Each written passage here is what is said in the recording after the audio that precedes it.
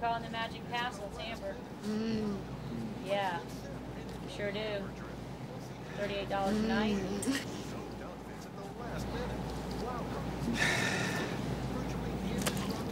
Okay, I warned you. One drip and you're out. Oh, come on! Out now. It's gonna melt outside. It's melting inside, too. But Bobby... Out.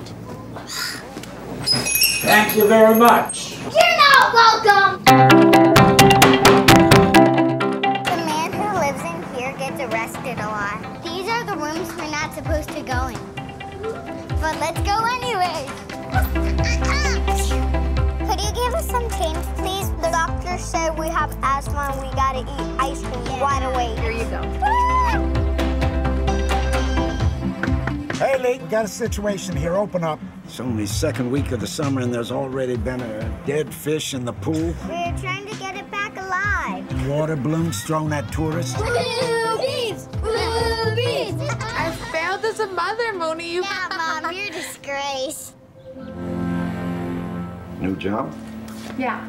If you're working, who's looking after Moonee? You're not my father. I don't want to be your father. You can't treat me like this. You don't think everybody knows what's up, Haley? Everybody. She's about to cry.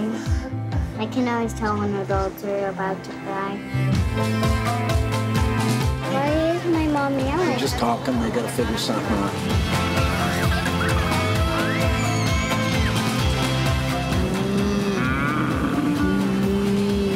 See, I took you on a safari.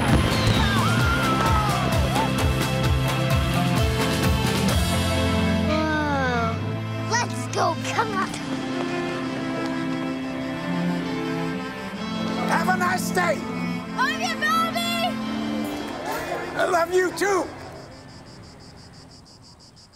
Hey, all right. And this is the Script. The Script podcast where we believe story moves pages, story moves product, story moves people. Tonight we're doing the Florida Project.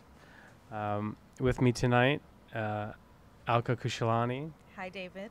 Good to see you. You too. We were originally going to do Justice League, and then we decided to do an indie drama because Thank you. we don't do that enough. Thanks so much. Yeah, and we're not just all about the hits, getting downloads, We're about, we want to be a great film podcast, too. Yeah, so absolutely. Yeah. So it's interesting that this one came up. There was a couple of options, but the Florida Project is Shaun Baker's second movie. Shaun Baker, you may know from Tangerine in 2015. Yes, which was terrific. Another terrific, Yes. strong drama. I think I made a lot of notes while I was watching the Florida Project that reminded me of Tangerine. They're both they're both such great stories about relationships. Actually, I think relationships about women particularly. Yeah, this is, one of the great advocates for the underclass, right? This is, both of these films, I think, are about people in the margins. And I will go further and I'll say that these films are, like, Tangerine is a film that's like neorealistic view of transgender people, and that's like the Obama version. That's like the Obama strain of Shaun Baker filmmaking, where In what way? Obama it's, how? It's people of color, it's people on the margins in this, in this strange little world that is kind of gaining a voice, right? And here, this is the Trump version. Oh wow! Which is way to Shaun politicize things right away. in Trump's America, where we have a white underclass that's being explored, that's being kind of, marginalized and is being given a voice. That's tremendous. I hadn't thought about it that way. I think both both marginalized class groups of people are what brought on these last 2 elections, if you were going to talk about politically. Yes. But I want to talk a lot more about the cinema and the politics of it. I think, so just quickly, tonight we're going to do 5 segments: the script instant review, the genre analysis, a structure analysis, some screenwriting craft problems, and then how it should have ended if you would have changed the ending. Although this was pretty solid. Pretty I well don't know done. if we're going to disagree like we sometimes do, right? I think this is going to be like a podcast. I think this film there will be a lot of agreement on. Beautifully done. In fact, I sat down after this and I was like, well, we gotta figure out some ways to improve it, or I have to try to find ways to fix it. But it was so well done and beautifully shot and everything. Regardless of budget, I mean, I wanted to start out with, as I always do, just talk about the artists. Shaun Baker is the writer-director. Right. He did Tangerine. Before that, he did a film called Starlet. Right. This is like an overnight success who's Yes. been working for a long time. This Mhm. is like your classic overnight success Yeah. who has been slogging away Yeah. for years upon years and is now breaking through.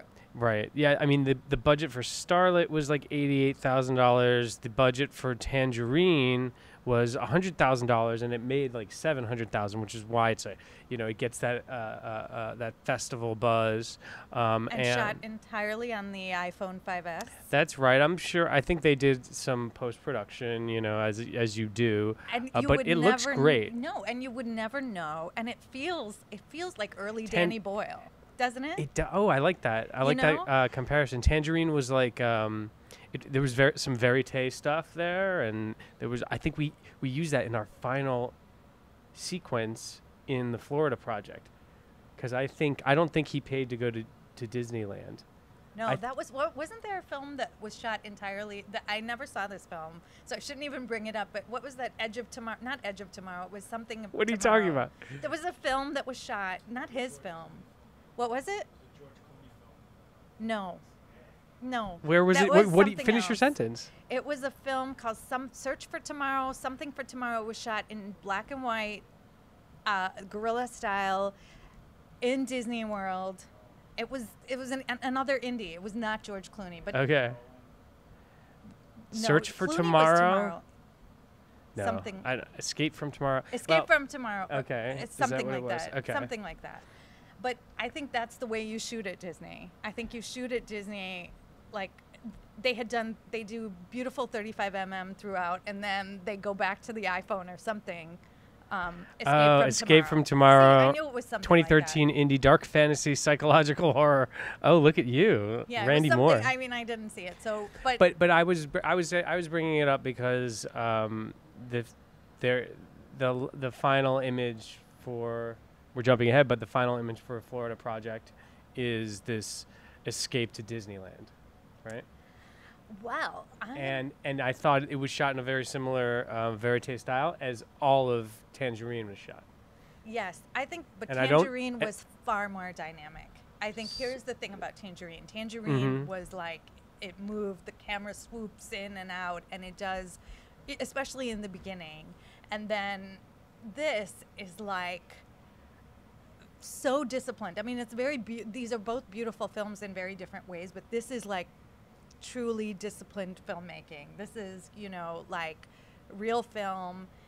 The colors are beautiful. Like it's a very different style. I mean, the filmmaking is less like I feel like you can't really point at the filmmaker as, making the same style film. I think narratively you can say this is the same filmmaker. I don't think it's I'll agree. Yeah. Narratively very similar filmmaker, but he had some abilities to shoot a more cinematic film now. Yeah. Obviously, with he got some money. Yeah, he got money. The budget for the Florida project was $2 million. It's made 4.4 so far at the box office, so you're doing all right in the indie drama schedule. I mean, you could have come up with a better title.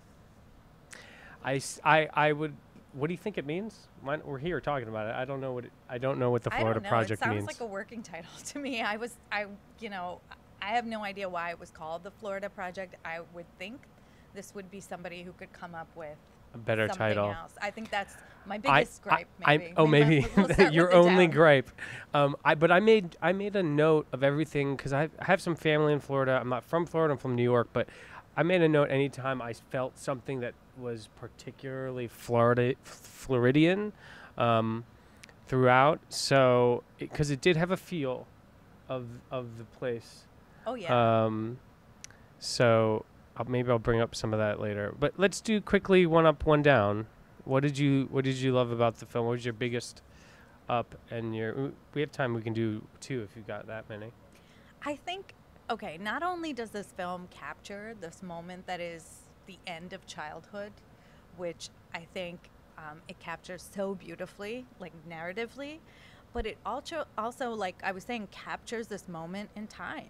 You know, this is a film of its time.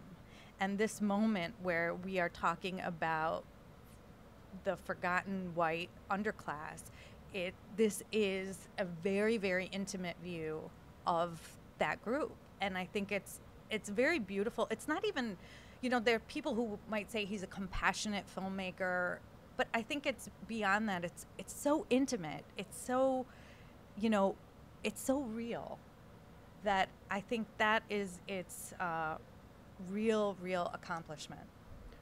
I like intimacy as like a watchword for this film because it, you know, to me, if you're doing an independent film, if you're doing an indie drama, as we all are, we've all written some, we're all trying to sell them. How do you sell them, right?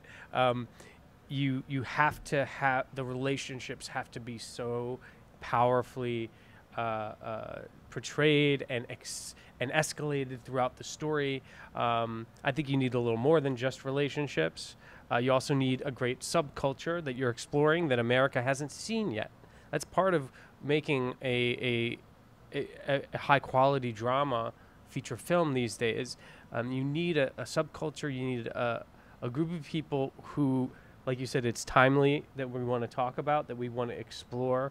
And so I think this film did both of those, and I think you need this is the genre discussion I meant to get into later. But you know, indie drama needs great relationships. It needs an interesting subculture, and it also needs like a great ending, a great solid ending.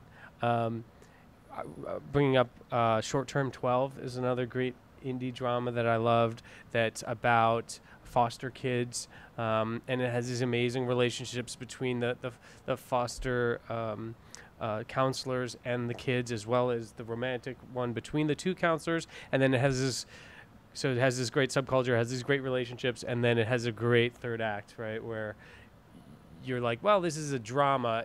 What could possibly how could I possibly be surprised? So I think, to me, the Florida Project was a little bit somewhere between Short Term 12 and American Honey. Did you see American Honey? I didn't. Okay, so American Honey is about sort of that different age group of the lost, like 15 to 23-year-old white poor culture.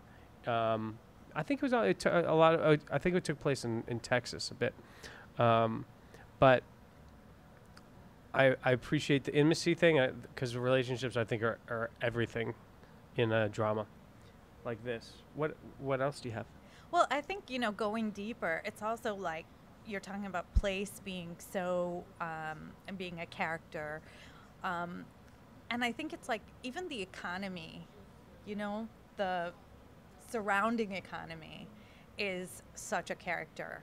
You always have this like pressing need for money, right? Yeah. There's like this urgent need. Oh, it's so well done. You're starting to count the dollars. I was counting the dollars. Yeah. When they go to that hotel that's $48 and that's instead of 38 it's 45 instead of 38. Okay. And that was a huge deal. It was $45 a night instead of $38 a night, and she's flipping out about that.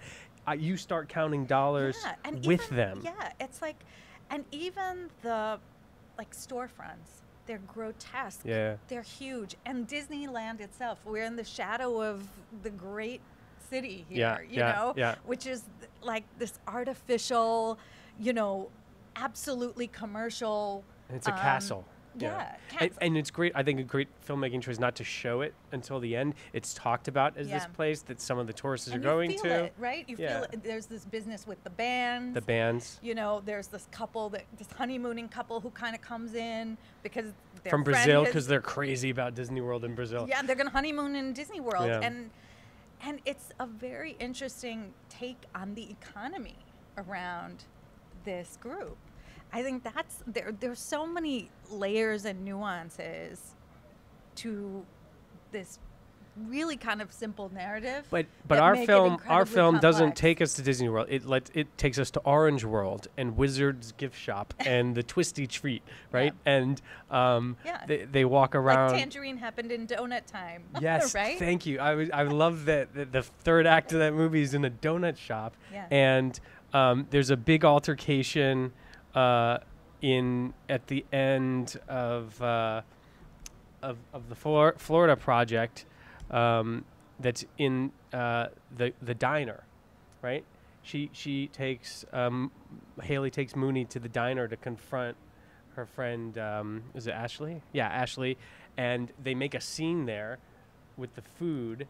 And by ordering so much and having a burping contest, she's like using Moonee against Ashley, even though she doesn't know why their friendship has gone the way it has. But it's like making the diner a place of conflict, making the donut shop a place of conflict. Yeah.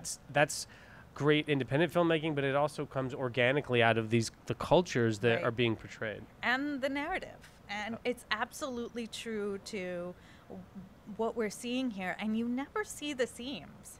That's the other part of this, is that, you know, we were talking about our breakdown, which we'll get to, but like you never see the seams of, okay, this has got to be the break into two. This has got to be, you know, it just kind of sneaks up on you, and you're just processing these little vignettes in a way, you know, these moments, these intimate moments that kind of are, you're being propelled towards some inevitable end. Yeah, right? I think it's but you're not ahead of him.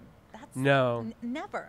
No, I think it's a tribute to like the kind of verite filmmaking we've seen, like Robert Altman stuff, where it's a group of people that you get to know and you're following them on the journey. I walked out and I was just like, who's the protagonist? You know, I was like, who's the protagonist? You know, because clearly Moonee is this central figure, and we do end up seeing the film through Moonee's eyes. But Haley is such a huge presence, and you know, Bobby's not the protagonist, but he's also this main character. He's a main character, and we see some of his own plights that have nothing to do with Haley and Moonee. So it's really a little bit like a mini ensemble. Right. You know? Right. Do you have it down? Oh my goodness. I'm digging here. Okay. But if we're talking screenwriting, there's this weird hanging subplot with the guy who's helping Bobby. Do you remember him? Now, this is a guy, we were talking about Get Out earlier. The tall black man? No. The white guy who's helping him move the matches. He's helping him move the ice Oh, my maker. Goodness. Oh, I thought that was his son. I don't know who that was. You're right. That was like a hanging C or D plot. I have no idea who that was, but I think it was like at one point they had more story for Bobby. I think you're right. And these were like the loose threads that they left. And in a way, and the discipline. And I'm digging because it's like I didn't really mind. You know, I was like, oh, you know, Bobby has a life. Yeah, I think they were going for that, him being Bobby's estranged son. Bobby has one line to him that said, "Don't tell her I apologize," like he had told their mom. Right. That, you know, some old argument, which was nice. I just think the fact that Bobby has a lot going on all the time is really important to his character. Right. And that there's that great moment when the power goes out and everybody's super pissed at him, and he puts it on, and then he gets all these congratulations, and somebody says, "I love you," He's like, I love you too. Like Right. like he's a rock star. Like a rock star would tell, I love you, New York. You yeah, know? Like, yeah. I give you light. yeah, I give you light. Yeah. Yeah. Yeah. No, I think that the other thing is, like this idea of the neglected kid, the unfit mother. I mean, maybe we've seen that before, but I think we haven't seen this neglected kid. I That's don't right. think we've seen this, That's right. unfit mother. I mean, we have maybe seen this, but in this context, I think the context is so strong, and I think the storytelling is so strong that I feel like I'm picking at straws here. Yeah, I thought it is an easy way to create tension and jeopardy by using children characters, right? It's because children there's a lot more stakes, there's a lot more danger, right?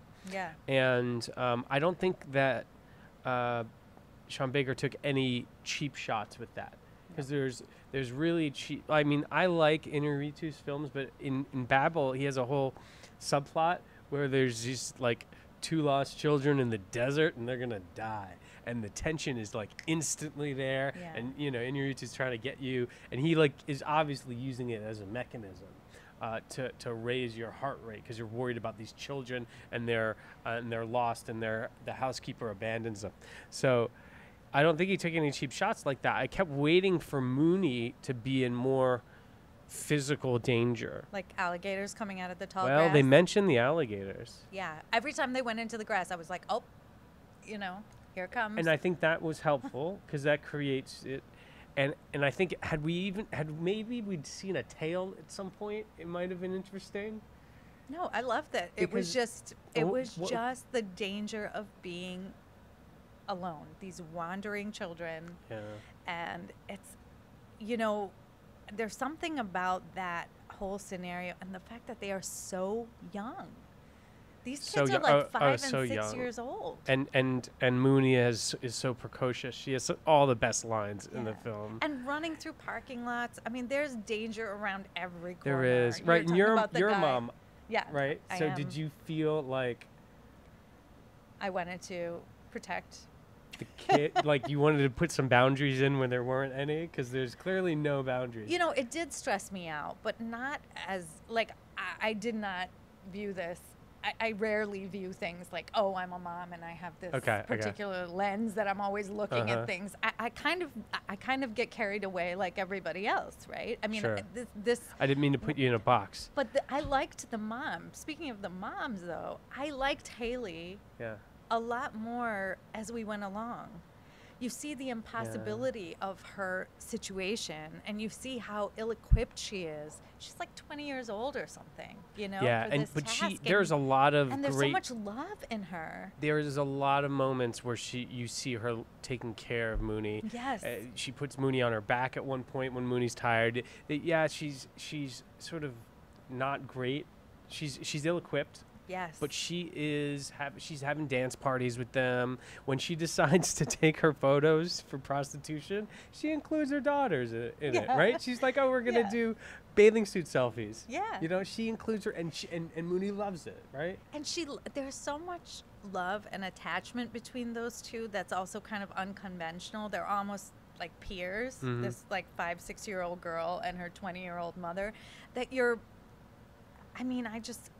I was so, I was very torn about this person, this character, which is great storytelling. You should never figure somebody out. Like, she wasn't like Precious's mom, right? Precious's mom is like, she's an antagonist. She's like, get Precious out. Yeah. Okay. Get her out of there. But Moonee's mom, it's like,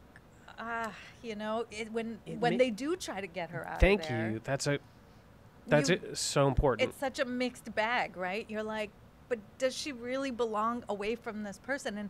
And you kind of understand that the two of them together are right, and then apart, it's going to be an absolute show,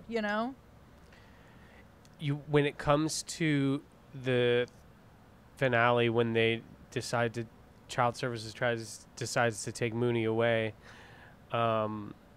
you are conflicted. Yep. and in a good way, because they have good reasons, and you've been judging her the whole time. I was judging the motherhood the whole Sure. time, but also feeling the love too. Yeah. You know, and so you are rightfully worried that knowing that this is a bad thing for them, Right. knowing that Haley screwed up a number of times, 100 times, and that's probably something she needs to become a better person, better mother, is she needs to know what consequences are. She's a kid in that way. She doesn't feel consequences. She never thought taking Moonee away was a real possibility. Yeah, she is a child. Yeah. In many, many ways, and I think she is all impulse. She is all id. Yeah. You know, and she is very, very like. And never once do we get the feeling like, oh, she would rather be, off without Moonee. Like Moonee is so essential to her. She would never.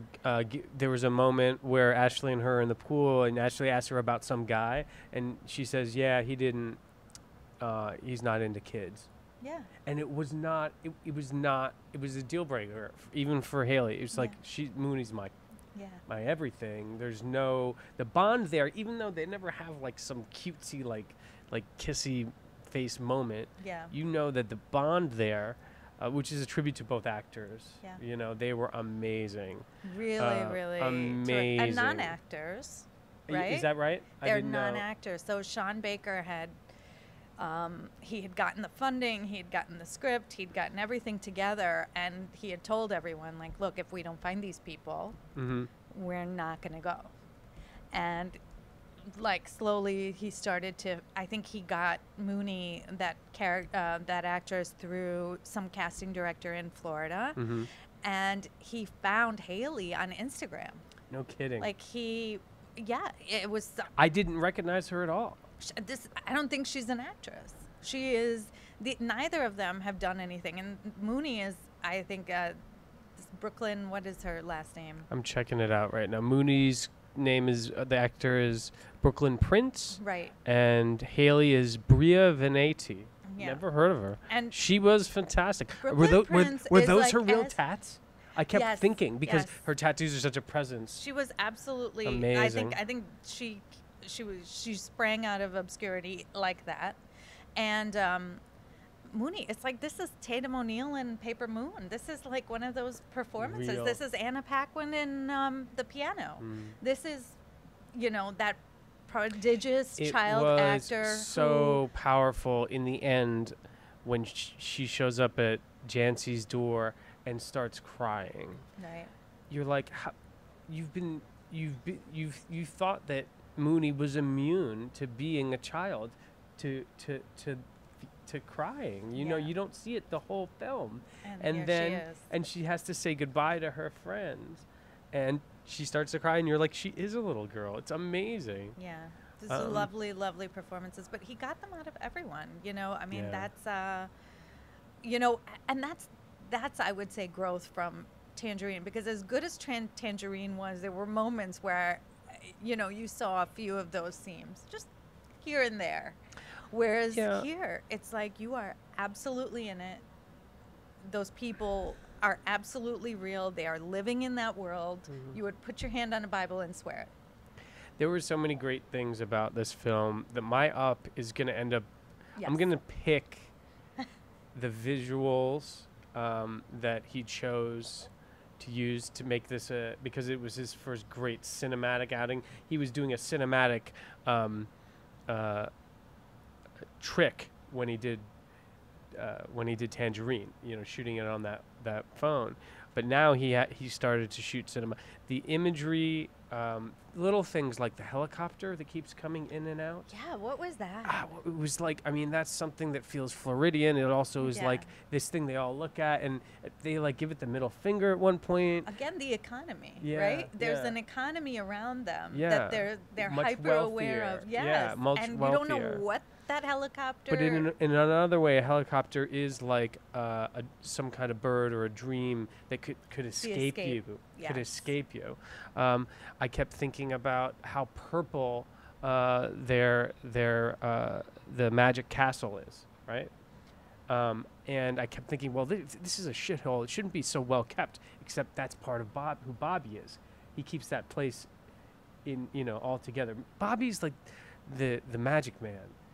Everyone who lives at the Magic Castle, right, is in the same similar shitty situation that Haley and Moonee are in. And he understands that he has to, like, have them stay once a month out of the hotel so that they can't be squatters, and he's playing it by the rules, but he's also helping them out. He's a father figure. He is a father figure. The eyes and ears. He is like the guard dog. He's everything. He helps them in that and you thought he was like by the rules kind of guy, and when it came to the point in the second half of the second act where Haley had actually ripped off a guy for a couple $100 on the bracelets,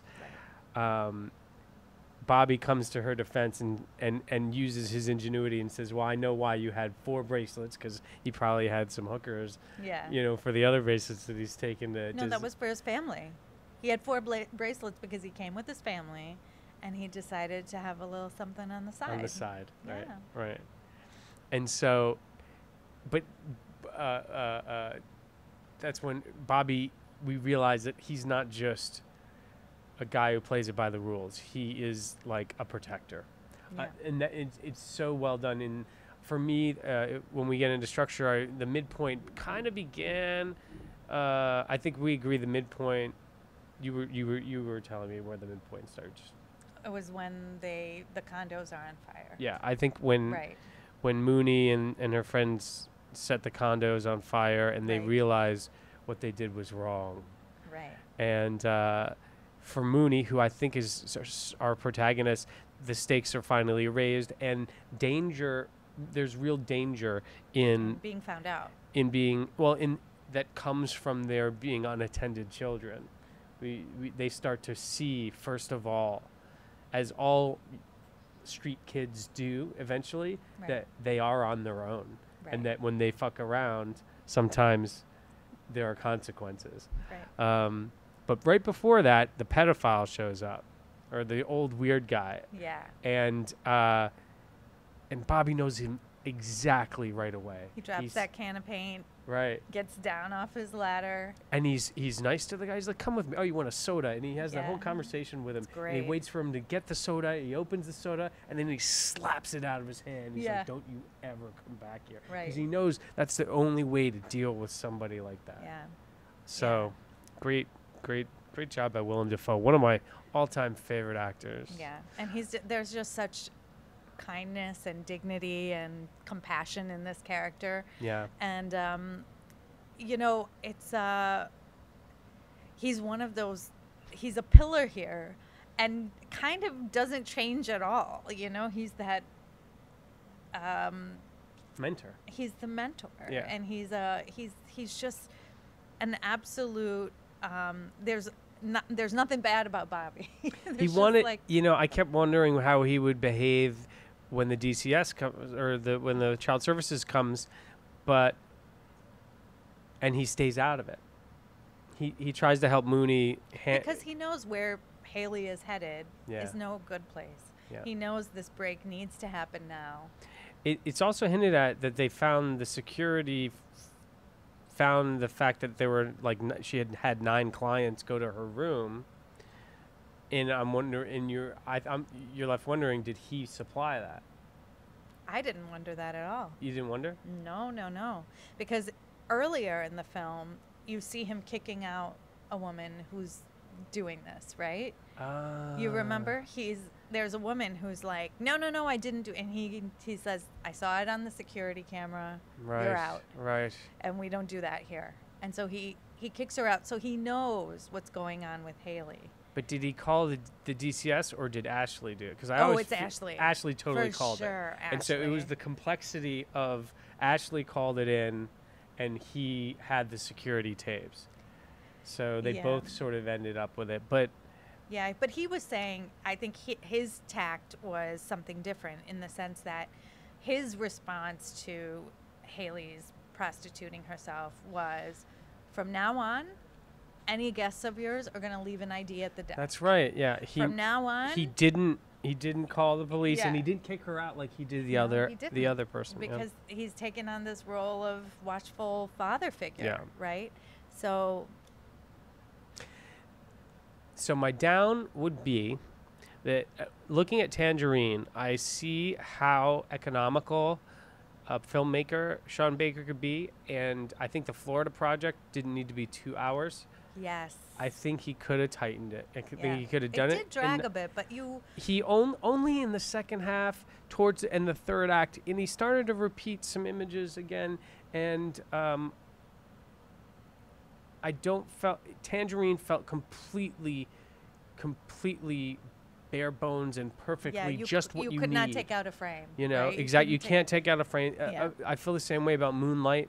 Moonlight was also something that was so perfectly economical that every image mattered, every scene mattered, and when it ended, you were like, "Oh my God, it ended right there." So I think this dragged a bit, but it was also like, I don't know.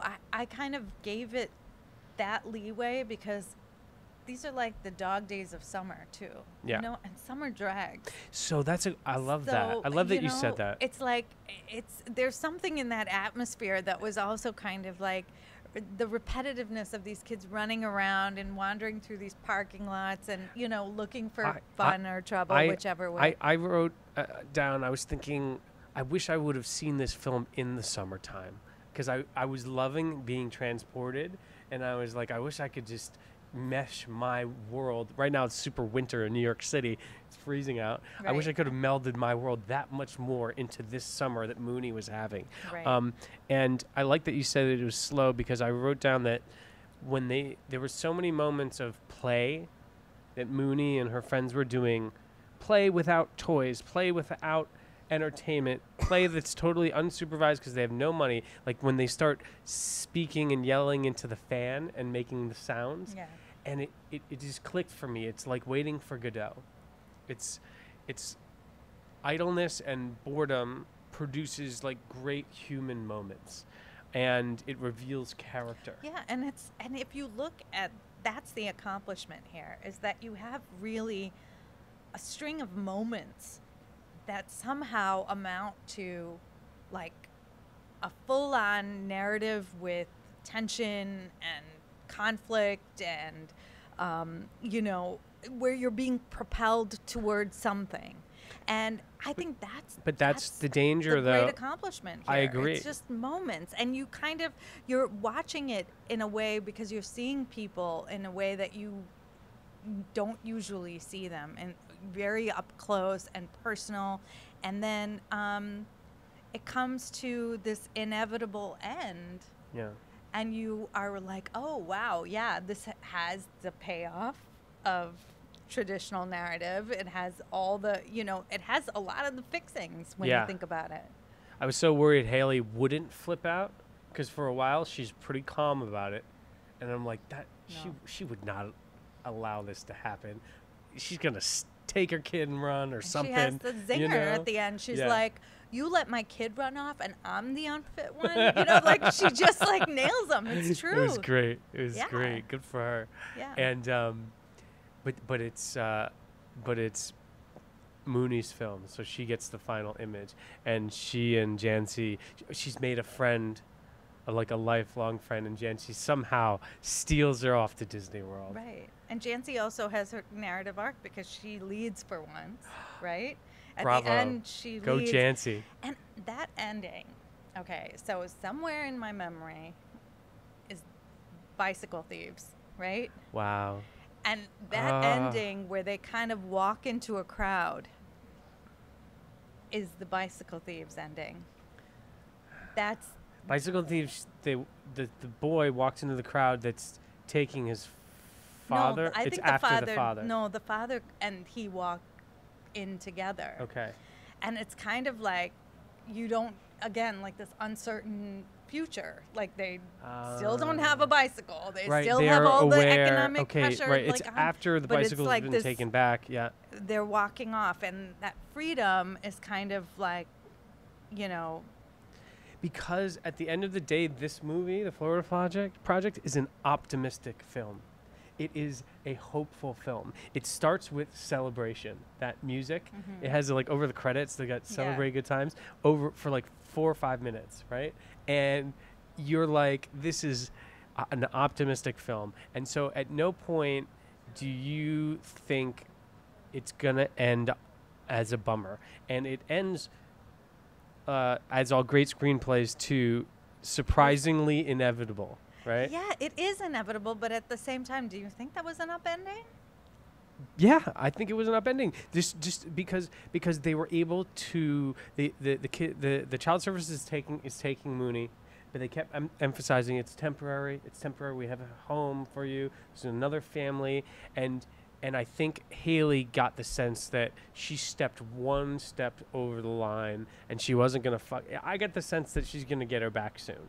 But even more than that, they are victorious because Haley gets the last word in with the DCS, and Jancy and Moonee get to run off to Disney World, and that's an optimistic, hopeful outlook. That's a positive. That says, you know what, shit's gonna go down, continue to go down. But these little girls and their mom, they've got, maps of the world on their faces. Like they are so wise, even at their age, even though they're naive in other ways. They're gonna escape the system. They're gonna the system barrel through it. They're gonna make all the mistakes, but they're gonna push through. That's my perception. That's why, and it ends with like good, happy music, and it's Disney World, and I don't feel like they were doing it ironically to say, oh, this is going to be so bad. I felt like they were saying, this is the spirit of these little girls and this young woman. So, let's see, what else? You want to talk structure? Sure. We did genre, we did instant review. Let's just do the major beats. Setup,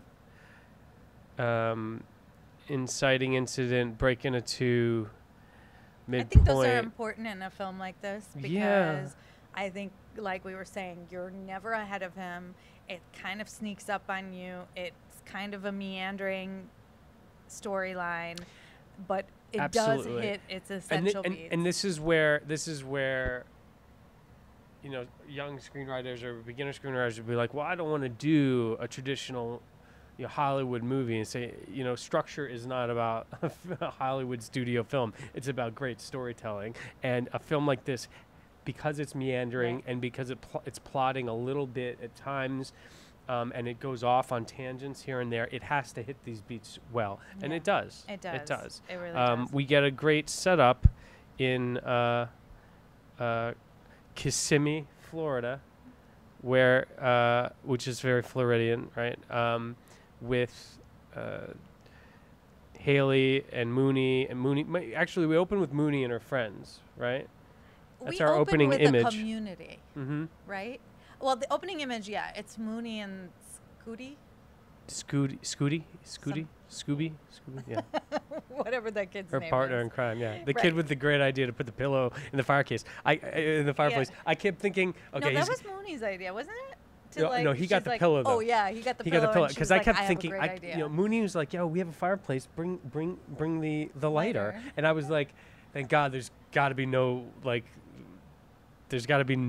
wood in that fireplace. This is not going to work." Right. Then they cut to there's a pillow they're burning in there. Fantastic. Yeah, I think leave it to kids. The setup is this community, right? Yeah. Because there is a community in this like motel, this like downtrodden like ramshackle motel.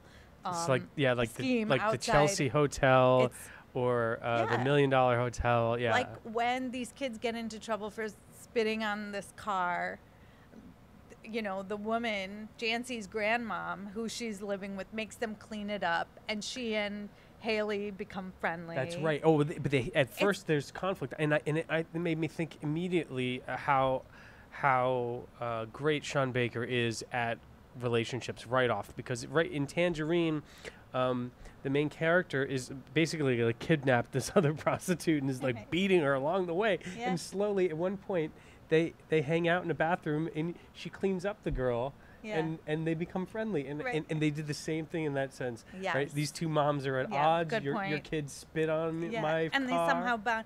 And there is this community at the bottom of the socioeconomic ladder, you know, Absolutely. and that's the You got a dignity cigarette? that he You got a cigarette? that he affords them. He's like, you know, the whole setup is that there is this world where people are interdependent and their lives are intertwined, and their kids play together, and they live in this place. It's very communal. I like that you mentioned that the kids play together, because in more, you know, like tribal communities, the parents look after other people's kids, and the kids are grouped together, and it feels more like a commune or a tribe, right? Right, right.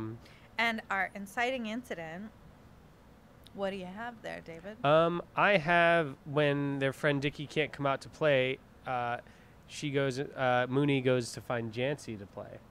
And then they go on this tour together. And basically, I had Moonee is showing Jancy the town. She shows her the Orange World, the Wizard gift shop, the Twisty treat, and they walk around the Magic Castle, and then the kids go on a waffle run. Like, that's the first set of, like, trials in this new world.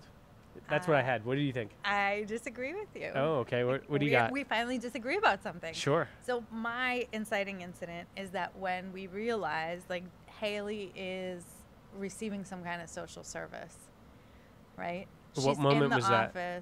She's in the office with some official, government official, Yeah. and she's saying, just give me the bus passes. The bus passes. And I am looking for work, and blah, blah, blah. So the wheels have started. That's if Haley's the protagonist. I don't think Haley's our protagonist. You're right. You're right. I feel like that plot, Haley's plot about I need money is important. I feel like they're dual protagonists. Can I say that? I hate to say that, but if it's an ensemble film, it can be. You won't have dual. You'll have multiple. You could even say that.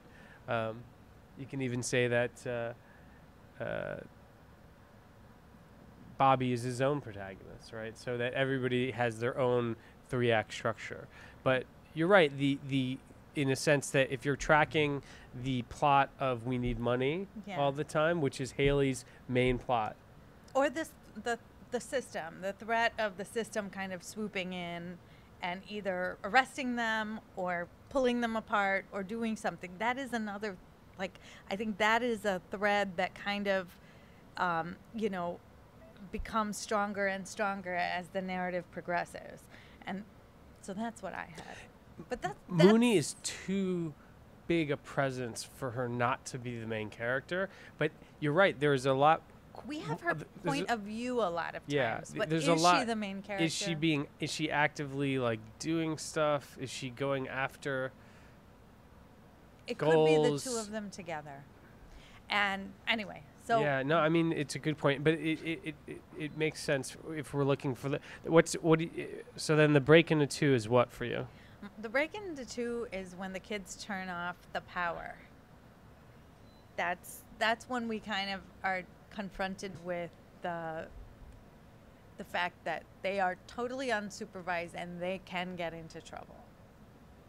I mean, for me, the adventures begin when they take Jancy on the tour, and then eventually the Brazilian couple shows up. The church car shows up, and they have the food. They get food. Then they have the tete-a-tete with Bobby about the drip test with the 2 ice creams. Right? I mean, to me, this is like a series of trials for Moonee, and Moonee is like a superhero. She can best all of these things, and they do the ice cream thing where they're both licking it in the lobby, and they're not allowed to. If he says he's previously, and this is great screenwriting because you don't know what the gambit is, because Bobby's watching them tight, and they're both taunting him while they lick it, and then one drop falls, and he's like, "That's it, you're out." So clearly, like screenwriting is so much about what has happened before a scene, right? Where they clearly they had some kind of, he said, you can't eat that in here because you're going to drip. Why? Because you're going to drip. And she's like, what if we don't drip? and then they start doing it, and Yeah. I mean, it's well done. But to me, those are the fun and games of the beginning of Act 2. What do you think the B story is? I had the B story being Bobby, the relationship with Bobby. When the power goes out, to me, that was the A and the B story sort of colliding. I had Haley and Ashley. Haley and Ash, I thought isn't that the A story? I think that B story comes in. It's like What's your A constant story? thread. The A story is Haley and Moonee and their life in this place, Yeah. right? And so And that B story comes in their And relationship. that relationship that she has with Ashley, which at first is Oh, the like relationship a really, with Ashley. yeah, Okay. which is at first a, again, an interdependent, mutually beneficial relationship until Ashley wants out, right?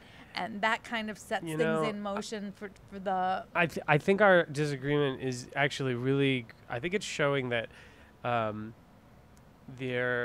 Moonee has her own plot and Haley has her own plot, and they both have little B stories, because Moonee's B story is absolutely the relationship with Bobby, right? And that he becomes this mentor and this like play character, this playmate. And then you're right, Haley has Ashley as her friend, Right. in the B story, and that relationship's important.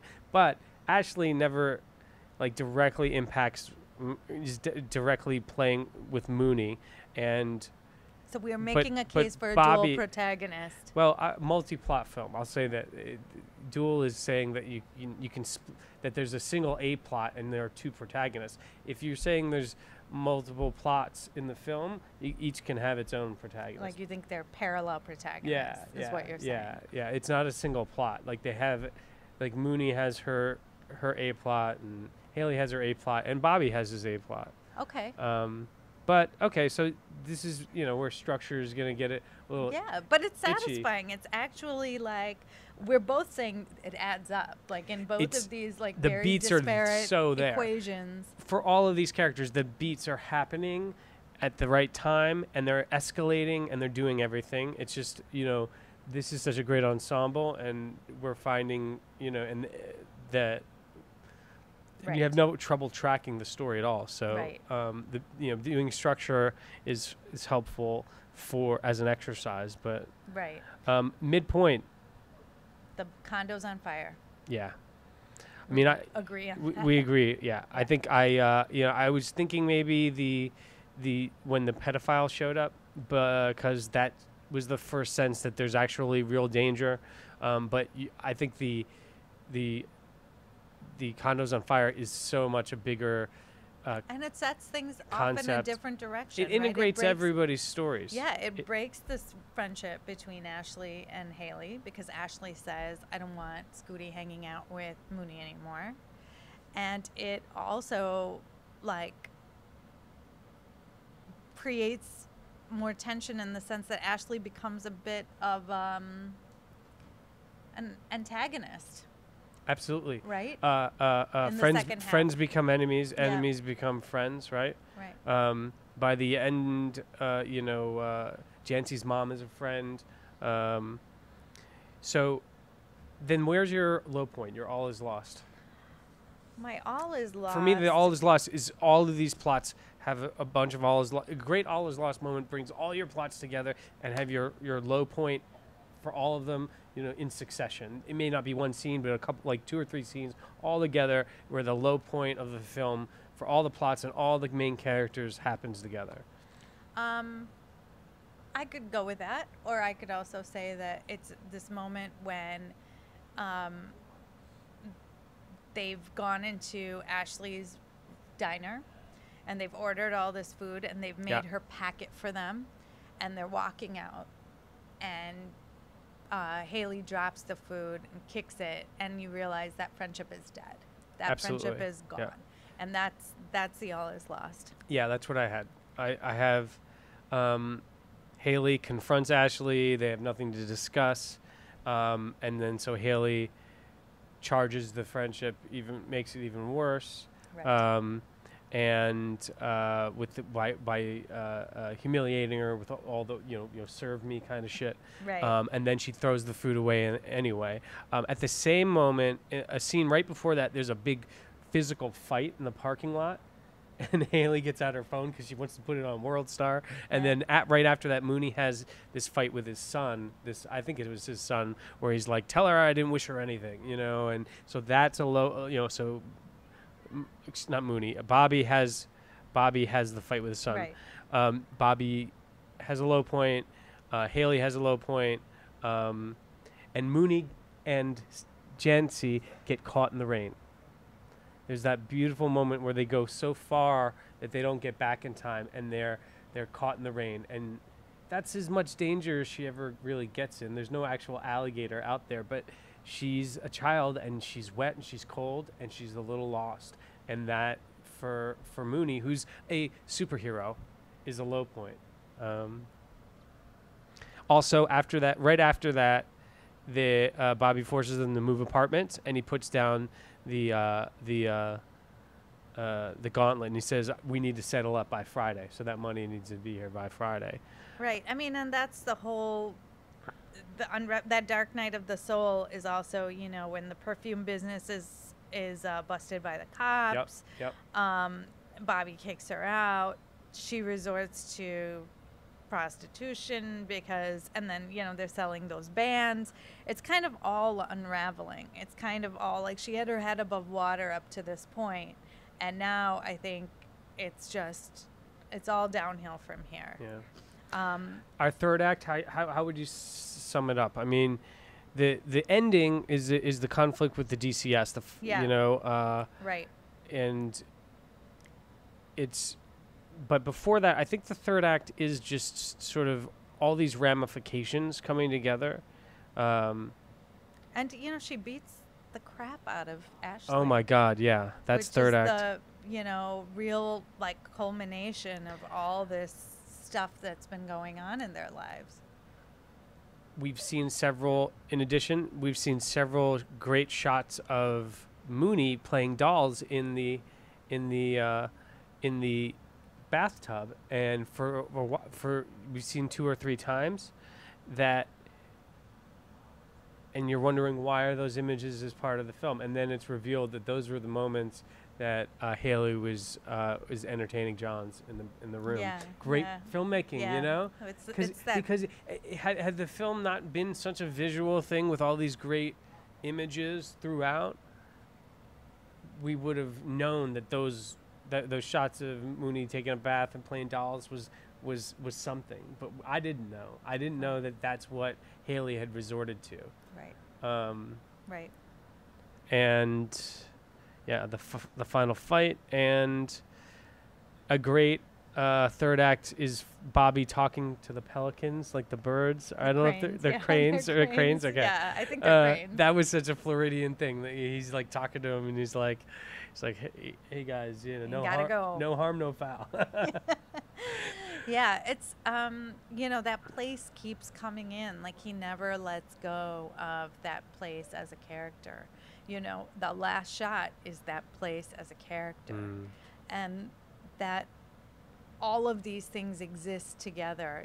That place and the shadow it casts over these people, and this kind of outsized economy that looms over this smaller, tenuous economy, and it's just like all comes together in that last little bit. I agree. Yeah. Do you want to sum up is there anything you would have changed in the end, or any last comments, anything about the movie you want to say? I think this is really, one of those films that I don't know that I want to watch again, to be very honest, but it absolutely says something about this moment that we're living in and about these people. And I think, gives them a voice in this neo-realistic way, like Bicycle Thieves, or, the great tradition of neorealism. And And I think it's an important film. I think when I came out, I had to think a lot about it, and I had to, and I think maybe that failing is that maybe I would never watch it again. But, I feel the same way about great documentaries. You feel enlightened now. You've been to a place, you know a people that you don't know before. Right. As opposed to something, a film that's more escapist, that's like a fantasy world that, let me visit it again. What was it about? What was Lord of the Rings about again? Let me watch it again. Yeah. So I think it's not a failing of the film. I think it's also, I think it's beautifully done. I think I forgot to say my up at the beginning, I think. Okay. You didn't hold me to it. But my up is, and this is the thing I want to bring up now, is the amazing writing of the relationships in this film is so what being a dramatist is about, whether you're a playwright or a screenwriter, or you write graphic novels, or you write novels, or prose novels.